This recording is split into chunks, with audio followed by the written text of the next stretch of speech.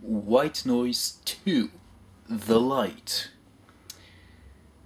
Now, one thing that will become almost immediately obvious with this movie is that it has nothing to do with White Noise 1. I mean, okay, briefly they mention the EVP, or electronic voice phenomenon, which very much was the central focus of the first movie. But like I said, it's only briefly mentioned. It's like originally it wasn't supposed to have anything to do with White Noise 1, so they just shoehorned the whole EVP thing in this movie. Maybe even the title, it was only entitled White Noise 2 for marketing value.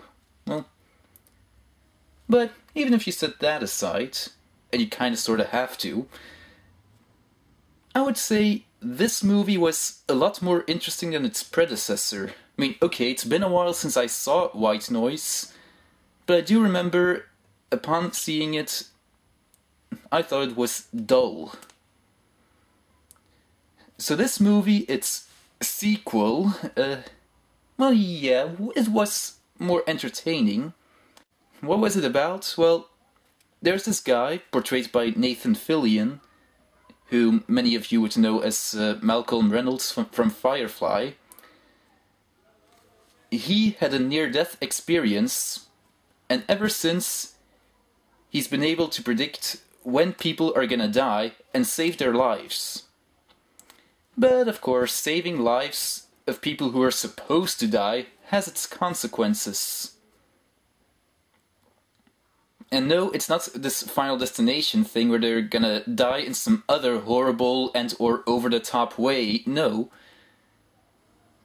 But it has consequences. Which begs the question, are they trying to tell us that it's wrong to try to save somebody's life? Is that it?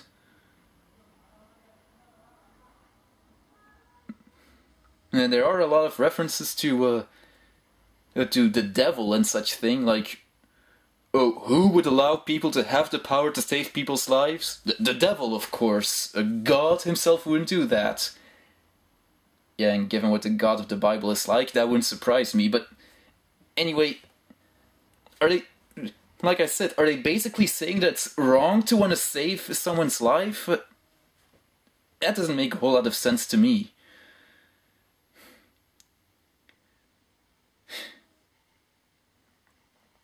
So yeah, White Noise 2, The Light, has its flaws, but it's entertaining. And that's the least that can be said. And that's still a lot more than what could be said about the first movie.